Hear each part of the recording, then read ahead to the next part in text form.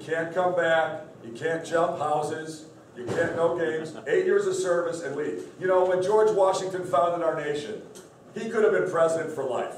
In fact, Americans wanted him to be president for life. And he said, you know what, I'm a public servant. I will work for the people for 8 years, and then I'll leave office, and I'll let another leader emerge. That philosophy has served us so well in our government for the last 230 years. We need that philosophy in Springfield. Because right now, the career politicians, they're there for decades, entrenched, and they're there because they make money from their political power. They've got law firms on the side, businesses on the side, special deals with certain corporate welfare giants. We've got to get them out, and the only real way we can do it is force them out. We've got to get term limits. We're going to get that done. You know, Everett Dirksen, our former U.S. Senator, he said it back in the 1960s. He said something so tragically true. He said about Springfield and about the legislature, he said, cleanliness is next to godliness, except in the Illinois legislature, where it's next to impossible. You know what? Sad comment, but very true. And we've got to get these folks out of here and allow new people, fresh ideas, folks who aren't running for office to become rich. They're running because they want to serve the people and use common sense and then leave and go back to the real world.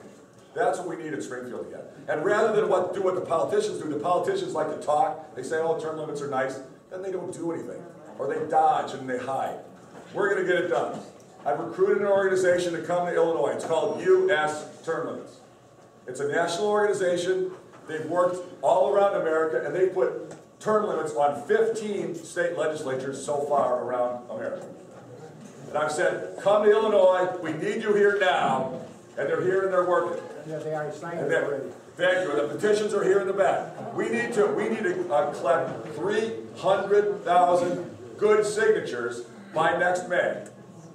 And then we'll get it on the ballot in November of 2014.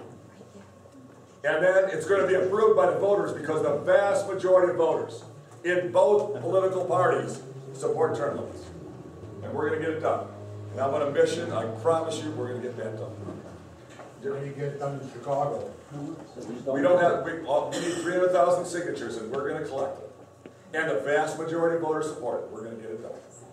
So that's my mission. I'm going to accomplish it. I've been studying with Mitch Daniels. I've been studying with Scott Walker. I've been studying with Rick Snyder. They're turning their states around. They're doing what we need to do.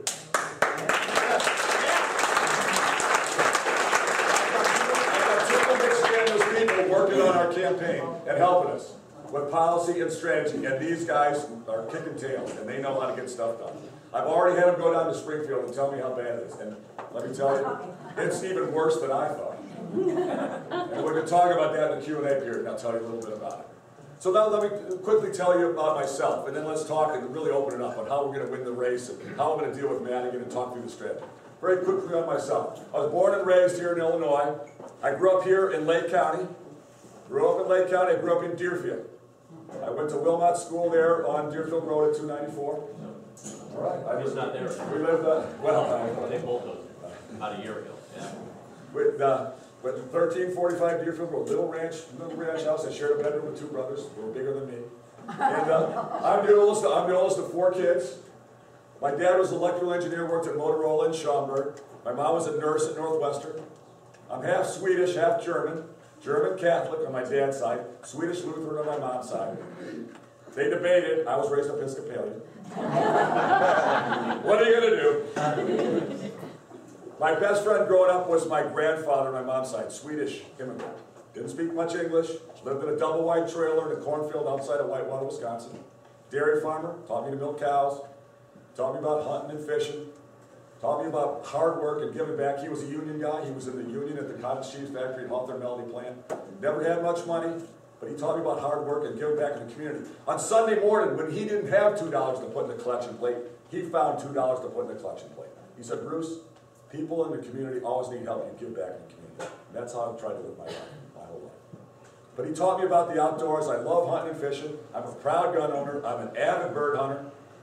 I'm a Second Amendment believer. I'm an avid Harley rider. I've been a motorcycle rider since I was 14. I still do ranching and farming myself. I raise cattle, I grow barley for Coors. But that's not my main business. My main business is investments, and I'll tell you about that in a second. So I worked my way through school, paper routes, worked at McDonald's in high school, parked cars. In college, I was a breakfast cook. I'm good at cracking 40 eggs at once and flipping them over. And I'm pretty good at making pancakes. At night, I read the radio news. I was a newsman. I got a voice for radio.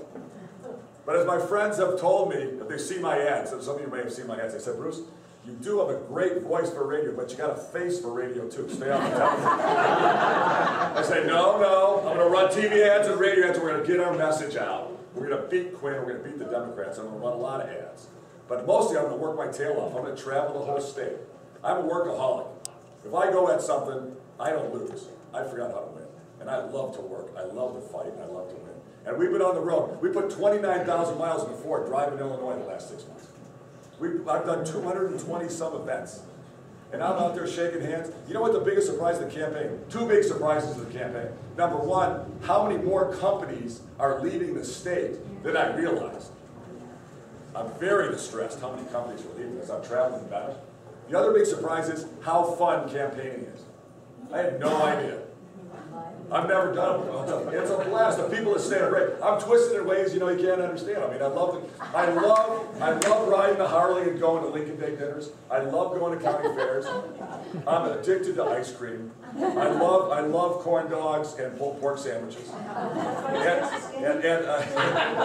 I love traveling the state. The people of the state are fantastic. And I love meeting them, talking about a challenge. I love talking to you guys and listening to your questions and really get to them. So we're going to win this race. We are done to win this race. I'm all in. So when I got out of school, let me tell you my experience. When I got out of school, I met two executives who were at the First National Bank of Chicago, downtown Chicago. They were leaving the bank to start a new venture capital firm to help find and grow a little technology company. I met them. They hired me. I was right out of school. I was employee number 5, and I worked my fanny off. This was 1981, and I found some little tech companies. We invested $500,000. We grew them into big companies. They made me a partner after 2 years in 1983. And then I became head of the firm in 1987 at a pretty young age. And then we grew that firm into one of the most successful investment companies in America. We built dozens of successful firms in Illinois and around America. But one of the things I'm proudest of is we managed state pension money for states all around America. We managed money for Illinois, who invested in our funds, Wisconsin, Minnesota, New York, Massachusetts, Washington State. I know state pensions, I know government pensions, I know how to run them right. While the Illinois pensions were making 7% returns, 6, 8, 5% returns, for almost 30 years, my firm generated more than 17% compound annual returns for the state of Illinois. 2.5 times what the pensions were making outside of bond management.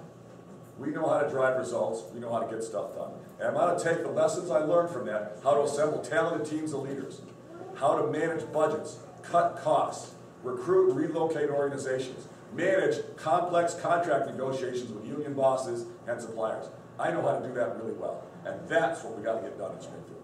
I'm going to bring my experiences to Springfield. I'm going to do just what Mitch Daniels did. Mitch Daniels brought in 30 superstars from the business community of Indiana. He formed a commission and he said, ladies and gentlemen, you are in charge of the government. The bureaucrats aren't in charge anymore. In fact, the more of them you can remove, the more effective we'll be. You guys are in charge. You're in charge of Medicaid. You're in charge of transportation. You're in charge of education. You're in charge of infrastructure. Drive down the costs. Drive effectiveness. Let's deliver results for the voters and the taxpayers. That's what he did, and boy, did he transform that government. And you can see the results right now. They're kicking our tails. We should be kicking their tails. Indiana should mostly be a cornfield if we had our act together. They're taking our jobs. They're improving their schools. Their kids have choice. They have vouchers. They have charter schools. Their schools are improving, and ours are going backwards and being defunded. And we're laying off teachers because we can't afford them. They brought down the cost of government workers, and they can hire more teachers. And they're sending homeowners tax rebates. When was the last time you got a tax rebate on your home? What is that, by the way? Yeah. So we're going to do it just like Mitch Daniels. I'm honored. I'm excited to go to work for you. We're going to win this race. I'm going to win this race because my 3 opponents, they're fine gentlemen. I'm not here to criticize them tonight. You'll be evaluating them. They're not leaders. We're not. I've been a leader in everything I've ever done. And I'm the only person in this race, only one, of any Republican, Democrat, doesn't matter, who never has taken and never will take a nickel from a government union boss. Yes!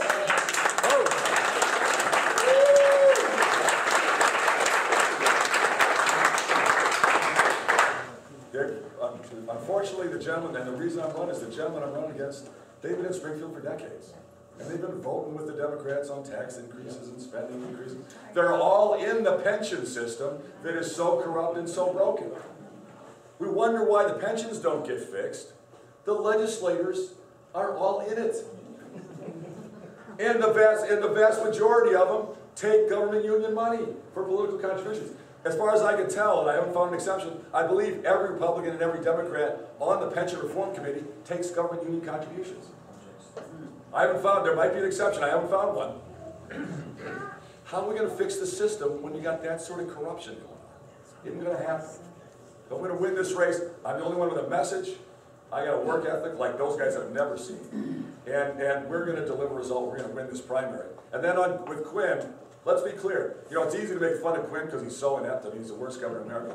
But you know, he's a crafty little politician, and we're in a blue state. And he has the government unions totally with him now. He has sold out. He did exactly what Blagojevich did. He's gone to the government unions and said, hey, I'm sorry I yelled at you about your pension. I'm going to avoid all that. We'll let the legislature handle it. They'll never change it. We'll leave your pension in place. We'll leave your health care free. And I said publicly that you're overpaid by 23%. I won't say that anymore. In fact, I'll give you a new 5-year contract with big raises in it. That's the deal. And in exchange, give me $20 million for my re-election. That's the deal. Corrupt, wrong. But he's getting that deal. He's going to be hard to beat. But we've got to get the message out. And the good news is even a lot of Democrats realize that we're going down the road. But we're going to pound this message hard and hard again. And I'm going to remind voters, it's a bipartisan problem that we've got. Even Franklin Roosevelt, the powerful Democratic president, and probably the most pro-union president in American history, was adamantly against government unions. Because he knew they were a conflict of interest. He knew at their core, their pay-to-play politics at its worst. And I'm going to get that message out, and we're going to win. One of the key ways we're going to win, I'm going to name names, and I'm going to name numbers.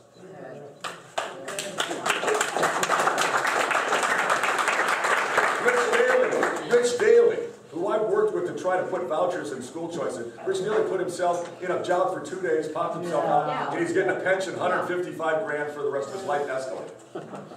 It's outrageous. Dennis Gannon, head of the Chicago Federation of Labor. We're getting my policy team is getting all the detail. I can tell you roughly, when he was working, he was making $200,000 a year. In retirement, he's making, I think, over $600,000. All on our nickel because he's triple dipping on the pensions. We have got to end the current pension system. End it. Don't take away what was honestly accrued. Don't take away what was honestly done. But prosecute the corruption that's in the system. And there is a lot of corruption in the system. But then from this day going forward, have all the workers move into a defined contribution 401k style plan. They can control their own retirement and their own accounts. And I've talked to teachers and I've talked to Adams County members, and they're a little scared of what I'm saying, but they say, Bruce, you're fair and you're right, and I can live with that. I can live with that. And that's what's fair for the taxpayers. We're going to get that. So we're going to beat Quinn. We're going to beat Quinn. And let me tell you, so a lot of people said, Bruce, you know, you could probably win, but so what? Madigan, you get to Springfield, Madigan's just going to dance in your head. I say, you know what? Let me tell you a couple things about that. Madigan has he's dealt with career politicians who take special interest money and are weak. He has never dealt with somebody like me. Let me promise you. I know negotiations, I know leverage, I know how to draw a line in the sand, and I know how to get stuff done. He's going to have a different share.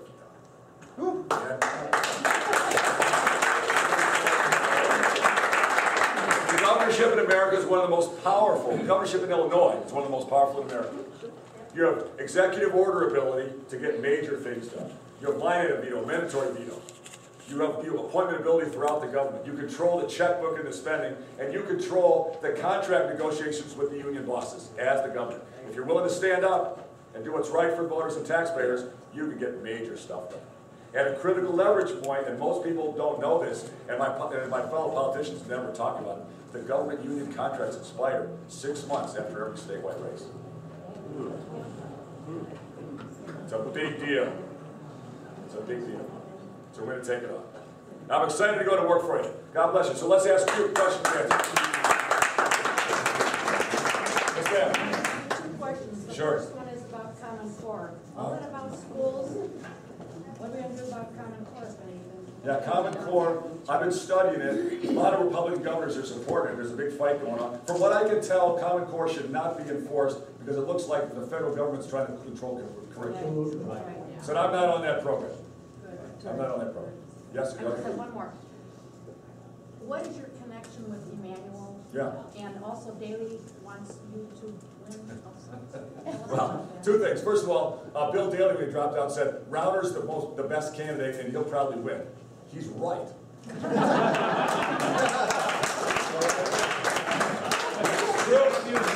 It's absolutely true. And Rahm Emanuel, I've worked with Rahm Emanuel and I worked with Rich Daley because the mayors control the schools. I love the children of Chicago. I've worked to improve the school system in Chicago for 30 years. My wife and I are among the biggest funders of charter schools in Chicago. We have funded vouchers for poor kids in Chicago and scholarships for poor kids in Chicago to get them out into parochial schools or other schools. We have funded, I've personally funded merit pay for teachers and principals in the school system in Chicago. And I'm pushing the mayor to put vouchers in throughout the city. And I think we're going to get that done in the next 6 months. And I've done that. I'll never apologize for it. I've worked with the mayors. As a free market conservative Republican, Emanuel and I, he's a loyal Democrat. He and I fight tooth and nail, believe me. And he's pushing a graduated income tax. I will fight to the death. But where he's willing to fight the teachers union, I'll work with a Democrat who's willing to fight with the teachers union. And any Democrat who's willing to fight with SEIU, which he has, that's a step in the right direction for a Democrat. So figure it out. Yes, yes. Could I interrupt you for just a second? We're passing out a petition here that they brought over here, change the legislature. I'm sure that the term limits are in as well. Yeah. If you can just all sign it, if you don't, unless you object to it, obviously, just get it passed around. It never gets signed and sitting back there. Yeah, and I want to get all the questions, so I'm trying to go fast. It's important for you to understand what you're signing. It's term limits at 8 years, but we added 2 other things, so we have 3 things in there. Term limits were rejected by the Supreme Court in Illinois 20 years ago. Now remember, our judges are elected and they owe Madigan, so I mean there's a lot of baloney that goes on with it. But they said term limits is not enough. You need to be structural change and procedural change in the legislature in order for it to be constitutional. So we put in 2 things that are structural and procedural. Number 1, we changed the size of the legislature slightly. Just changed the structure of it. So it's a little bit smaller, a little cheaper, and changed the ratio of House and Senate from 2 to 1 to 3 to 1, so that it's harder for an incumbent House member to jump over and win the Senate against the challenger. That's the structural change. We changed the procedural change. We changed the percentage of a vote needed to override a governor's veto. In Illinois, we're very unusual. We allow to override a veto with only 60%. We've changed it so it's now 2/3.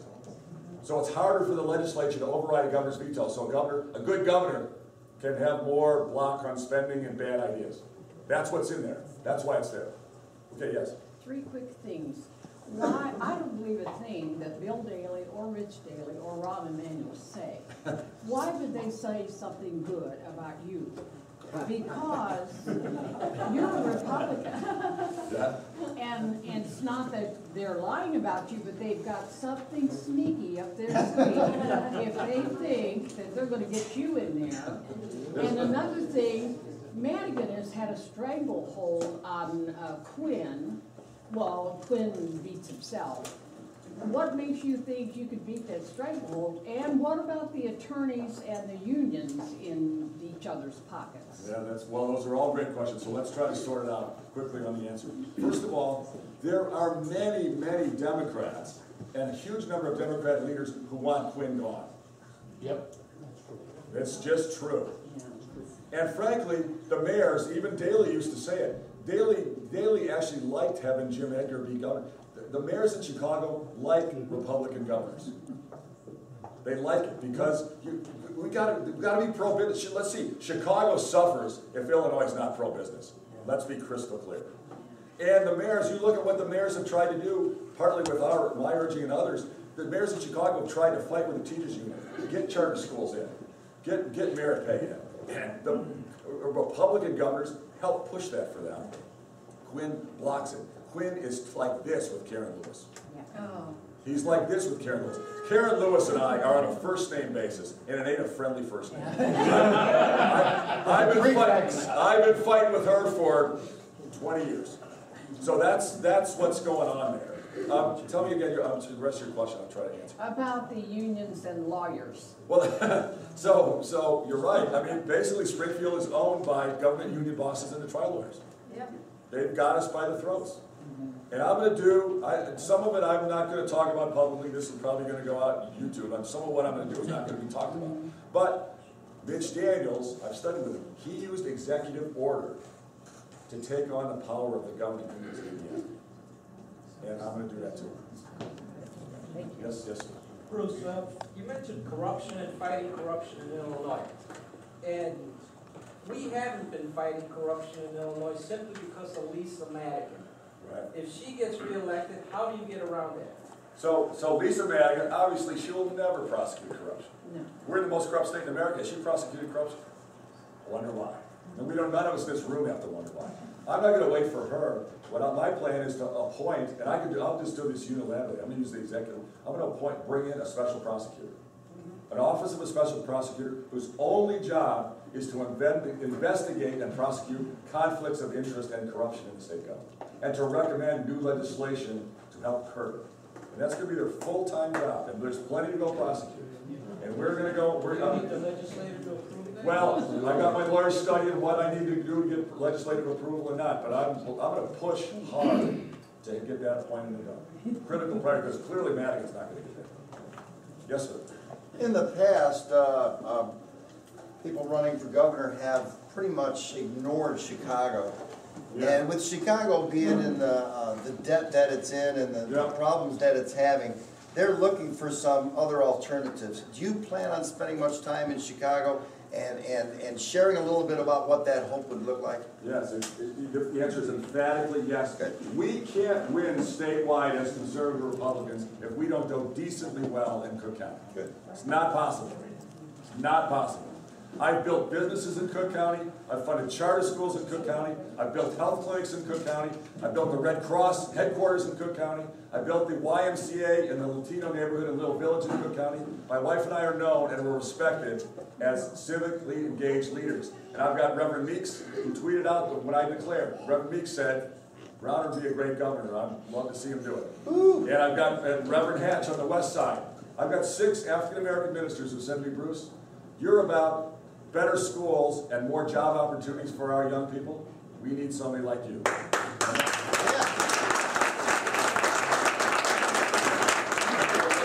Latino leaders have reached out and said, we need more jobs and better schools, and Quinn is not delivering for us.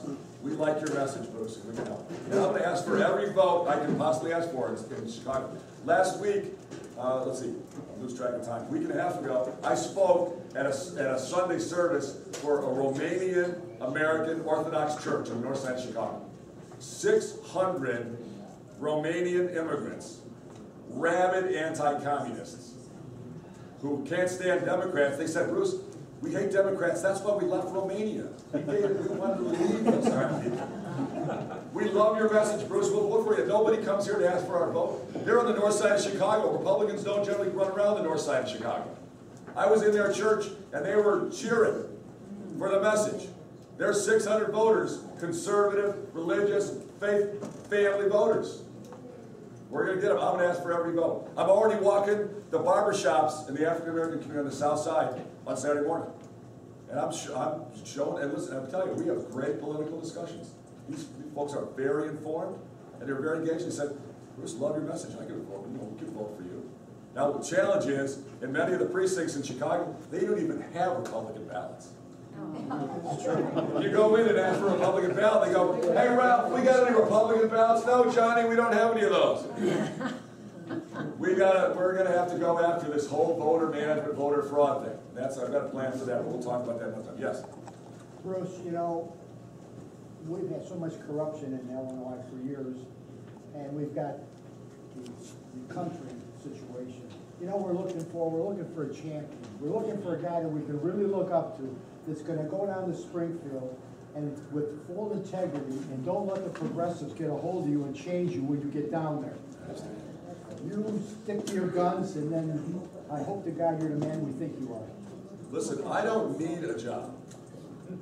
I don't want a political career. I want to transform the state government. I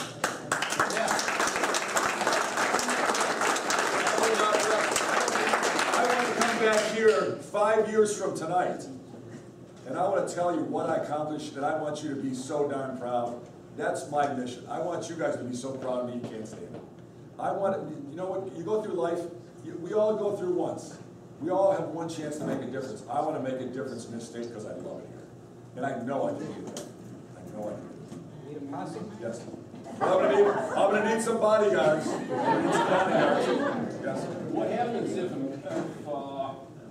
Madigan and the machines just decide that, you know what, we're not gonna do this term limits thing even after it gets put on the ballot, and they just suddenly, the machine says, we're not gonna do that. Well, if it's the law of the land, I mean, if it's approved, if we get the vote, the signatures, and it's approved by a vote of the majority of voters, it's the law of the land. They have to do it. They don't have a choice. They can't say, oh. You've seen things in the past where there's laws and they just turn around and decide they're not going to do it. So that you Well, yeah, I mean, okay, I don't know, but believe me, I will be funding the lawsuit to turn that around. And that's a lawsuit we're going to win. I'm not sure what. Yes, yes, right there. Okay, I have a couple of issues I wanted to discuss with you. First one is that I worked for Cook County Sheriff's Police for 31 and a half years before I retired. And that was before we had unions in the beginning. Yeah. And I can tell you, before we had unions, when I worked overtime, we used to get time due cards, but you could never take those to Dominic's to shop for your groceries. It wasn't until we got unions that we were able to get a livable salary. I mean, guys that were hauling trash were making more money than we were. Okay? And I worked all high-risk things. I did SWAT stuff, I did gangs and narcotics, and I worked in the projects quite a bit. And I worry now that I have my pension about them trying to prevent me from getting what I'm supposed to get. Because it was always dangled in front of us. Right. You got your pension, you can count on it, you'll get your annual 3% raise, so you're never going to be wealthy, but you're going to have a somewhat livable income. And right now, that's a very big concern of mine, having my pension attacked. Okay. Because I put it on the line out there doing what I did. Fair question. Should I answer that, or you want to? Yeah, and then I get a second question for you about school funding, but if you could address that first. Okay. Two crystal clear answers. No longer are government workers, there may be a few exceptions, but no longer are government workers underpaid in their roles relative to any other jobs around America. That's just not true. I won't comment on yours, I don't know your circumstance, and I'll show respect to your view, I don't know. So it's no longer the case that they're underpaid, number one. Number two, I will not take away a pension that was honestly accrued and honestly earned. And if you're retired and you're collecting your pension, I wouldn't change that. What I will change is, for current workers and future workers, they move from this day going forward in a 401k, defined contribution plan. That's the deal. The one other thing that I would throw into the mix with pensions is just that I know people that have gone from one job, like with the county, to another job, the Yep. state, both of them offering pensions, Yep. and they collect twice, and I Yep. think that's wrong. Yep. You should only get one. Yep. Exactly. But Good, I strongly agree with you on that. The second issue that I had was over the property taxes, and because it funds the schools. Schools need to be funded. Yep. But honest to God, I mean, it was heartbreaking, some of the stuff I saw. I went in because I was upset where my property tax should have decreased, and it didn't. So I talked to the assessors people, and they were very instructive. They told me what happened was the school board is allowed to go in there and put their hand into your wallet. Yep. And I think maybe there's a better way, maybe there's a way we can figure out that we can get everything funded through the state and sent to each of these districts, rather than allowing to have the individual control. It's an important point. I'll make two comments to it, and then say that it is a priority. Number one, Illinois has one of the most convoluted, screwed up disaster of an education funding program of any state. And it's an intentionally murky, because the politicians want to do special deals and have certain districts get a lot of money and other districts get less, and it's a whole full of shenanigans, to use a nice word for it. And I'm going to go after it, and I've already had a firm, and one of the turnaround organizations that Mitch Daniels used, in there studying, and they came back to me and said, Bruce, we've done education funding reform in a number of states. We've never seen anything like this rat's nest. And they're going to come with a report, and I'll share it with you when I get it. I'm going to transform how we fund and make it fair and equal for all students of the state, because it ain't that way today. And to the other point I want to emphasize, as governor, I can take on the government, state government, and its structure, and its cost structure, and its conflicts, and its government unit costs. I can't control at the city level or the county level directly. That said, I've already started, I'm meeting with mayors and with county leaders about the structure of their cities and their counties that's holding them back and forcing costs to go up, and where the local government union bosses are squeezing the taxpayers, and the system doesn't allow a good mayor to really drive an efficient government. And I'm collecting ideas, and I'm going to try to get as many leaders from around the state, develop a consensus, and drive a legislative agenda around really streamlining and changing the structure so good leaders in the cities and the counties can really reduce costs and drive better value for the taxpayer. Yes? How about identification for voting? I'm a believer that we should have ID for voting. Can we sign for it? That's going to be a tough legislative process. I don't know what I can get done, but it certainly makes a lot of sense. We are suffering from massive voter fraud in Illinois. We're suffering from massive voter fraud. There's no question. Yes? I'm certainly not an expert, but I think the unions in the state of Illinois, the public unions, there's a number of them. They're not just all painted with one big white brush. Sure. And as I understand it, there are some that are, if not fully funded, but close to fully funded because of the employee contributions and other things. So my question to you is, are you going to just treat them all the same, or are you going to look specifically at each one and deal with them? They have to be treated differently, depending on their circumstance and what's going to go on. See, some of the issue with the pensions is, and I've met with AFSCME members and teaching union members, and sometimes they argue, well, Bruce, we deserve the pension because we don't get Social Security. Well, Social Security is a couple % of these pensions that we're talking about. That ain't comparable, so don't use that argument. Then they'll say, well, we paid in. We deserve it. Well, if you paid in, but you paid in a few % of what you're pulling out, that ain't fair. And then they'll say, oh, but Bruce, we did it through collective bargaining. It was a fair negotiation. Let's be crystal clear. When you're sitting across the table negotiating with somebody who you bribed with political contributions and patronage workers to do a contract negotiation, you do that business, you go to jail. Yes.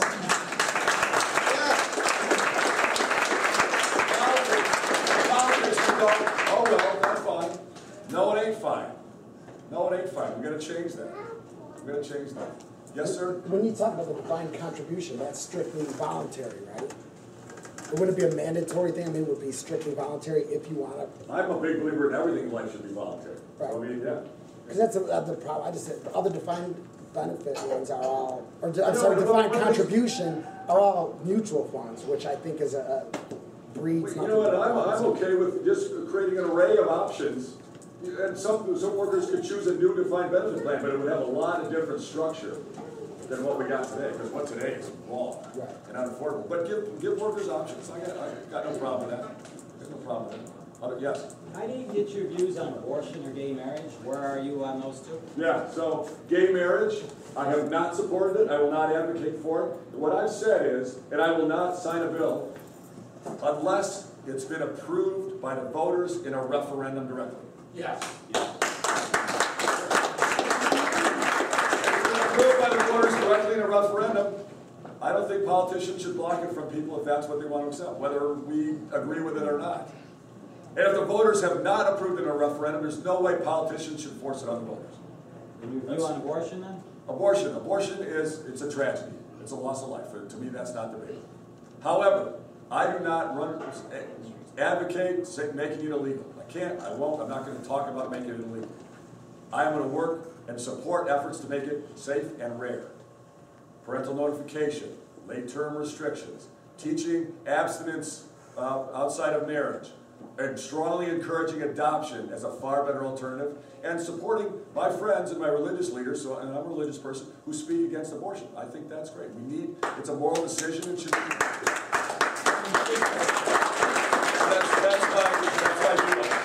That's my view. 6 kids, yes.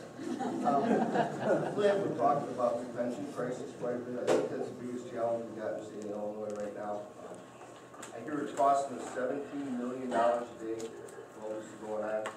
Went to a town hall meeting in Rauner last week, and the rep and the senator, they're at loss what to do. They say we voted for this, we voted for that. When I look at this, there's over 600,000 people in the state of Illinois. They're going to benefit from these different pensions, public pensions that are guaranteed by the state. And there's a lot of these people that are getting $300,000 or $400,000 a year benefits from this pension fund. Plus they're getting a 3% every year cost of living. Right. And a lot of the politicians are saying we can't diminish what people are getting already. As far as I can tell, you're going to have to diminish them. You know, and I got to have a guy up there who's got the courage to tell these people what's happening. If we do what I said, end the system, prosecute the corruption, put them into a 401k from this day going forward, and then adjust their salary rates, because unfortunately, unlike maybe your experience, today's workers are overpaid in their salaries. That's the data's there, the data's clear. You move them to where they should be relative to the private sector. You take the unfunded pension from $100 billion closer to 40-something. You got a lot of so that's a lot of money. Yeah, you got a lot of school administrators that are retired at 55 years old and are getting over $300,000 a year for the rest of their life with 3% increase. You're going to have to diminish it. Okay, well, we got to have the courage to tell these people. You know? We'll see. Well, I'm not a lawyer. No.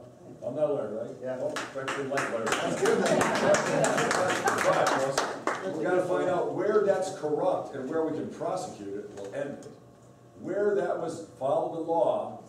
And where it's constitutionally protected, if we truly need to go back and change it, we might have to go through a constitutional amendment. I don't know. But here's what we've got to do, irrespective of that. We've got to end the current system. And the longer we wait, the worse the problem. We've got to end the current system. Well, right now, it's eating up about 20% of all the revenue we're receiving in the state of Illinois. Jack Frank's last week told me in 5 years it'd be a third of the revenue. Rates are going up. We do what I said, it's a fundamentally different thing. The majority, more than a majority of the unfunded liability goes away if we do what I said. Yes? A question. Quinn actually campaigned and said he was going to raise the state income tax, okay? What, 67% or something like that? Any general, perception on what you want to do with the state of Illinois with our income tax? Yeah, so we've got to roll back that income tax increase. That's one of the reasons our unemployment rate went up. That's one of the reasons that our economy is suffering. I can't sit here today and say whether our personal income tax and our corporate income tax should be X rate or Y rate. I can't sit here today. I know it needs to be lower, and it needs to be kept flat. We need to look strategically at our whole tax code. And I'm going to bring in experts from Indiana, and from Florida, and from Wyoming, and other states, and Texas, and look at how they manage their tax code, and figure out what lessons can we learn. How can we be competitive and attractive for business and pro-growth, and still fund the basic necessities of government? And I'd like to resolve and change our entire approach to taxation. I want to be strategic and creative about it. I want to bring in the experts from around America. And today, I can't sit here tonight and say, this rate should be X and that rate should be Y. I can't do it. I can tell you, we can drive the rates down and keep them flat, simple, and fair. Yes, sir?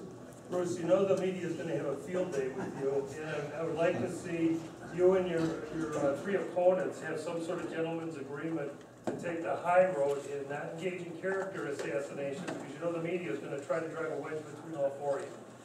And that's nice theory. Let me tell you, unfortunately, I'm not a politician, but I've been fighting politics a long time. I know the game. unfortunately, negative politics works. That's the reason people do it. And I have not been attacking my opponents. My opponents have been attacking me for months. Big time. They see that I'm gonna win. They see I'm the better candidate. They know they're part of the failed system. And they're all nervous, so they've been bothering me. My attitude is, you know what, I'm gonna crush you anyway. I just ignore it. And I think if you continue to put your message out there, your message rings clear with probably 99% of people. My challenge is getting my name out there and getting friends who believe in me to help. Because I was 0.0000 6 months ago. You know, I've never run before. And today, I'm right in there. I'm right up, you know, I'm right in the thick of it. And even though I'm running against 3 guys who've run statewide before, undecided or none of the above among Republican primary voters is still 40-some%. I mean, it ain't like, you know, there's somebody who's actually really good. I'm not known. I'm leading in the polls by 20 points among voters who see me speak or see my ads. But most voters haven't.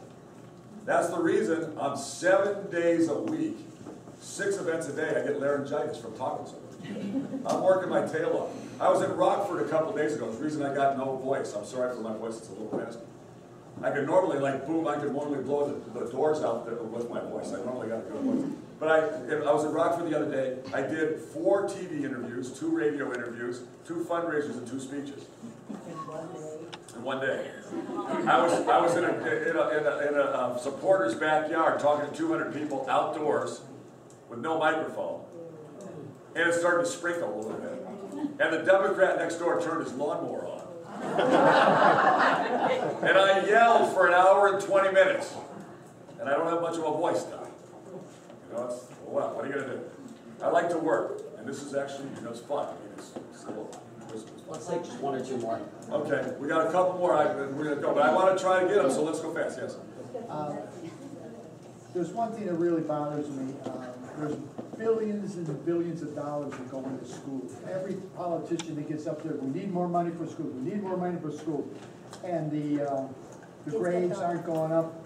We're going down. It's not a more money problem. I know it is, and it reverts back to the family structure. Yes. And it's a hard thing to dictate how people should live their lives, but there's got to be a way that we can stop this slide down, because it's hurting this country and this state terribly, because these kids are, you know, they're not getting an education because their families are all over the place. It's not gonna Single happen. mothers, you know. You're on a critical issue. I wish I had answers. If you can give me answers, I'd love to. The tragic loss of traditional 2-parent families, right, and the destruction of that core structure of America, it's a tragedy, and it's at the core of so many of our problems. Well, I want you to put that in the back of your mind when you're not thinking about other things. You know, to see if you got to come up with some kind of a program that's going to encourage family unity. That's without the family structure, we're going to be going down as a country. Taking away welfare, that would do it. Oh, yeah. Yes, sir. Yes, Kurt Dillard recently took $250,000 in IEA contributions. He also took $250,000 in the last gubernatorial race. And I just want you to reiterate for everyone here that in this election race, you will not take 1 dime of public union money. Let me be crystal clear. I will never take a nickel, a penny, a peso. I will never take anything from a government union boss. That's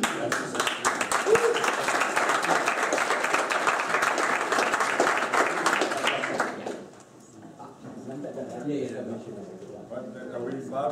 Any last? Yeah. Do you think it's possible to get property taxes cut in half in the state of Illinois? Because I have a lot of friends that left the state of Illinois coming and they can't afford property taxes. Our property taxes are out of control, and I will drive down the spending and change the structure so the mayors and the local structures control a lot of the local property taxes. I can't directly control those. I'm trying to change the structure.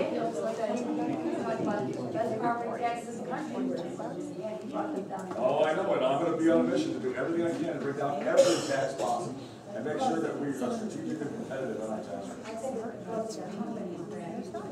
Exactly, that's a big part of it. When you're pro-growth, you can afford to lower your tax burden. When you're a pro-growth state, because we're not today. One last one. As governor, what would you do to help the city of Chicago with gun violence? Gun violence, very quickly. The politicians are blaming the gang violence on gun ownership. It's baloney, it's wrong. Part of the gang violence is because of the breakdown of the family. But a governor can change the violence in two ways. Part of the violence is the brutally high unemployment in Illinois. And if we become a really aggressive pro-growth state again, and a state where our labor rules are changed so manufacturers want to come back here, and we can grow employment, that will help decrease a lot of the crime because there's options. The other thing we got to do is really improve the schools, because our kids, there are kids who have a good parent and who want to learn, and they're stuck in a school with a bad teacher. And we got to change that, because that's how they won't go back to the streets to make their money. They'll get trained and then be able to be eligible for the job. All right, God bless you. Thank you for your time.